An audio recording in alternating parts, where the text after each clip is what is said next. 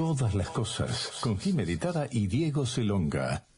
El gobierno de Salta publicó hace un par de semanas atrás una actualización sobre los aranceles para extranjeros en los hospitales públicos. Se trata de este primer reajuste desde el mes de marzo, cuando la provincia determinó el cobro de la atención para ciudadanos de otros países. Después, esta medida fue adoptada por la provincia de Santa Cruz y ahora aparentemente lo que se está especulando, o al menos se está comentando, es que el gobierno nacional adoptaría esta medida de cobrar un arancel a los ciudadanos extranjeros que se vienen a atender, ¿no? Sí, acá sí, a nuestro país. Para charlar un poco sobre el tema y que nos cuente un poco cómo es la experiencia en la provincia de Salta, estamos en comunicación telefónica con el diputado nacional por la Libertad Avanza, Carlos Zapata. Carlos, acá Jimena y Diego te saludan desde Radio Sí. ¿Cómo estás? Buen día. Muy buenos días. ¿Qué tal? Les agradezco mucho la invitación a participar en el programa. Espero que se encuentren muy bien. Muchas gracias, Carlos, por este ratito. Bueno, Salta fue, si no tengo mal entendido, la primera provincia en llevar adelante esta medida de cobrar un arancel a los extranjeros que vienen, en este caso que van a la provincia de Salta a atenderse. ¿Cómo fue esta medida y qué repercusión tuvo? Si se está implementando bien, digo, ¿cómo es la experiencia? Bien, la idea de que el servicio de salud debe ser gratuito para los extranjeros no residentes no es una cuestión nueva, sino que es una de las propuestas que tuvo en su momento el que fuera diputado don Alfredo Olmedo. En la provincia de Salta, el sistema de salud deja mucho que desear en cuanto a calidad y cantidad de servicios y la atención de los pacientes. A eso le tenemos que sumar que en la zona de frontera, en los hospitales cabeceras, como puede ser Juan Domingo Perón, que está en la ciudad de Tartagal, o el San Vicente de Paul, que está en la ciudad de Orán, se encontraban abarrotados por la atención de ciudadanos extranjeros no residentes. Entonces el gobernador decidió, establecer esto. Algunos cuestionaron la constitucionalidad, la forma y demás, pero bueno, es una decisión, como el servicio de salud está en cabeza de las provincias, de tratar de reglamentar su uso y buscar de alguna forma el recupero. Por ahí lo razonable sería, cuando uno vive en el área de frontera, uno no puede plantearlo como es que porque el país vecino no me atiende y yo tampoco los voy a atender a ellos, sino que tiene que tener una motivación de equilibrar la cuenta pública, de justicia, de equidad ante la ley o igualdad entre el ciudadano nacional que paga impuestos, tributos para el sostenimiento y el extranjero que viene a usarlo. Y también podría haber sido, si el tema es que no nos atienden en el país vecino, tramitar y acceder a algunos convenios bilaterales para que nosotros tengamos cobertura. Lo cierto es que bajó significativamente, a decir de los voceros de gobierno, la atención a ciudadanos extranjeros, pero la calidad del servicio de salud de la provincia de Salta no ha tenido mejora significativa. El hecho de que la nación adopte una medida similar, tratándose de ciudadanos extranjeros, yo no la veo como injusta ni descabellada.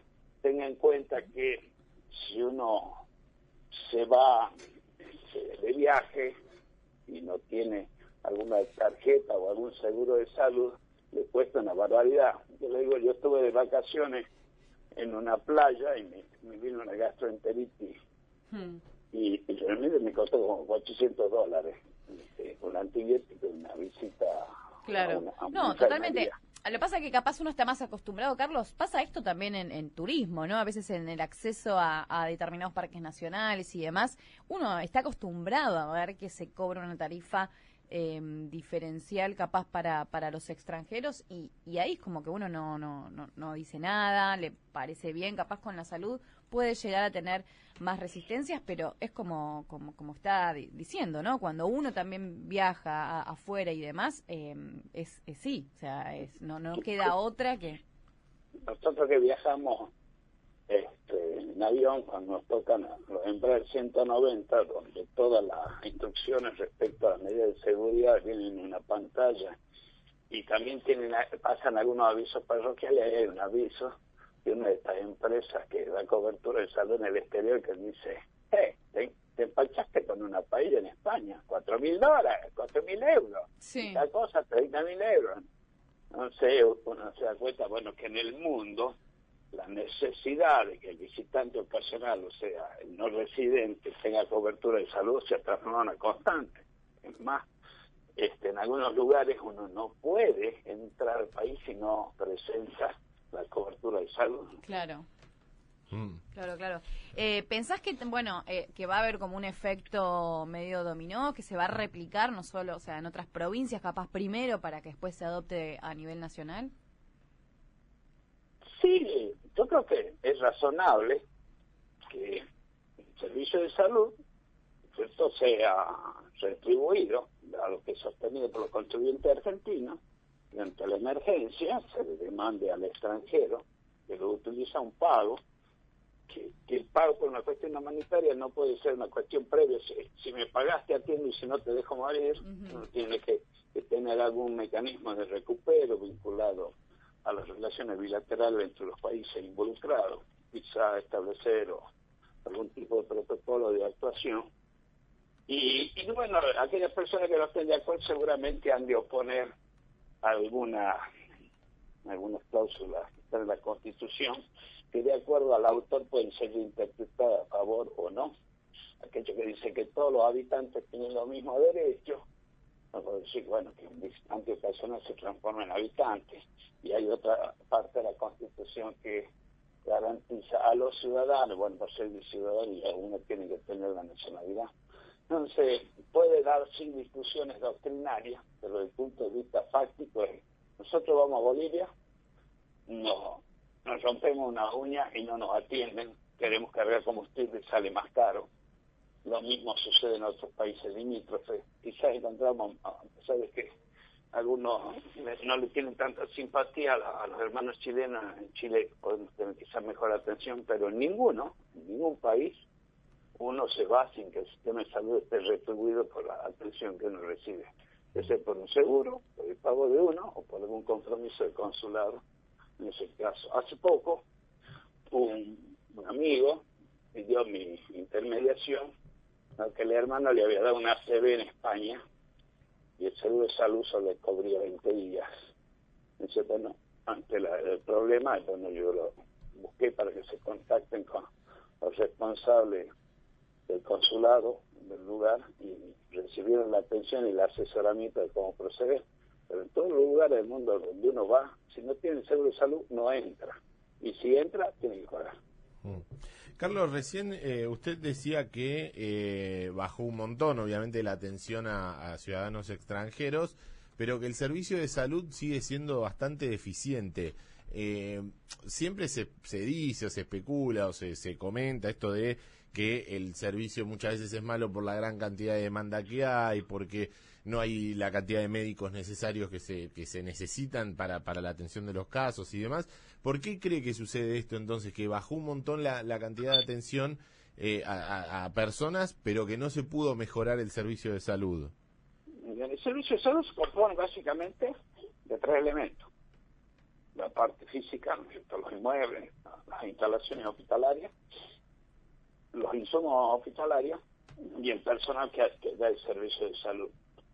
En la provincia de Salta, con el cambio de gobierno de Urtubey a Gustavo Sáenz, había 2 partes que se podría decir que abarcaban la salud.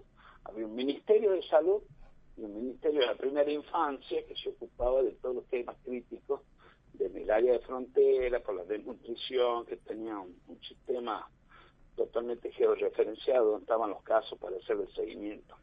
Pero con la asunción del actual gobernador desapareció ese Ministerio de Primera Infancia y ese presupuesto no se asignó totalmente al Ministerio de Salud, y una buena parte de eso fue absorbido por el área de gobernación, triplicando el gasto. En un momento Urtubey tenía el 1% del total de presupuesto en el área de gobernación, que es la oficina de gobernador y sus asesores, llevando los años hasta casi el 3%. Sumándolo a una política que es mucho más importante, el gasto en propaganda para mantener al gobernador en una imagen elevada, a pesar de que no hace mucho para obtenerla, que destinar recursos a la salud. Cuando asumió el gobernador, declaró la emergencia sociosanitaria del norte, eran departamento San Martín, Oral y Rivadavia, donde se han producido 5 muertes por problemas nutricionales de chicos de pueblos originarios y también había falta de provisión de agua potable. Ya han pasado 5 años de que aquello sucedió prácticamente, y en aquel momento la Nación le mandó $1 millón para hacer 7 pozos. Pinelli dijo que iba a hacer 10 pozos, la provincia dispuso todo su equipo de perforación, y hoy el problema de agua potable no está solucionado, si bien se anuncian obras, muchas de ellas tuvieron financiamiento de la Nación, pero el problema, aún en los centros poblados como General Moscón, en la ciudad de Tartagal, no están resueltos. Y el tema de la atención de la salud de los pueblos originarios tampoco ha mejorado, porque la tasa de mortalidad no ha disminuido, se ocultan las cifras y cuesta muchísimo obtener información al respecto de la tasa de muerte y mortalidad de los menores en la zona de frontera. Entonces, en vez de destinar recursos en manos de una persona idónea que pueda optimizar el uso para obtener resultados que se impacten claramente en la tasa de mortalidad o mejorar los índices nutricionales, se gasta mucho en propaganda y se deja un poco descuidado. El hospital de Tartagal, por ejemplo, no tenía agua, y no fue por obra del gobierno de la provincia, por invertir el presupuesto, sino por la buena voluntad que tuvo la fundación del Banco Macro. El Banco Macro hizo un pozo de agua para el hospital de Tartagal y es el único que estuvo funcionando durante los primeros 4 años que gobernó Sáenz. Ahora parece que le vino una especie de tsunami, de ganas de hacer obras de agua, pero no avanza. El problema que tiene Salta es una muy mala organización. Había una empresa privada encargada de la distribución domiciliaria del agua potable y también el servicio de saneamiento, que fue reestatizada por Urtubey, y llegamos al absurdo los salteños de tener que del presupuesto provincial que se construye con los impuestos que pagan los salteños, se hacen las pocas obras en materia de saneamiento o el mantenimiento de la distribución de agua potable, y lo cobra a precio muy elevado esta otra empresa que tiene que ha sido estatizada, pero en una sociedad anónima. Desde que se fueron los concesionarios franceses que tenían ese servicio, de 3 o 4 gerencias pasaron como a 12. No se paga mucho sueldo, cobra un servicio que se presta con los bienes que son de todos los salteños. Entonces, la organización de esta parte está mal dada y tiene un correlato inmediato en la salud, la falta de inversión en materia de salud, en equipamiento o en bienes de consumo, también baja un poco la calidad, y en algunos casos la reticencia de establecer retribuciones adecuadas para contar con especialidad en los hospitales cabeceras llegó al absurdo. En Tartagal, una ciudad que está más de casi 400 kilómetros de la ciudad de Salta, no había oncólogos, los pacientes oncológicos se tenían que trasladar en colectivo, hacerse la quimioterapia en la ciudad de Salta, y con todos los males que sufren tienen que volverse en colectivo. Entonces era bastante complicado. Después, bueno, se restituyeron algunos técnicos para hacer la quimioterapia, pero la inversión en salud en Salta no ocupa el primer lugar dentro de las prioridades del gobernador. En realidad lo ocupa la propaganda para autopropagandearse. Uh-huh. Antes de terminar, Carlos, también quería saber tu expectativa y tu visión sobre lo que pueda llegar a pasar mañana. Tenemos entendido que bueno que están los votos para avanzar con el veto. ¿Qué nos podés contar de lo que podemos llegar a esperar en la jornada de mañana? Yo tengo poco de futurólogo, sí, o de pitonizo. Entonces pueden suceder 2 cosas. Uh-huh. Que se sostenga el veto o que no se sostenga. Claro. En el caso que se sostenga el veto, game over, intercoin, dirían los chicos. Entonces termina el recorrido. En caso de rechazarse el veto, habrá que esperar que lo que sucede en el Senado, y ahí vuelven a pasar o producirse 2 cosas. O rechaza o no acepta.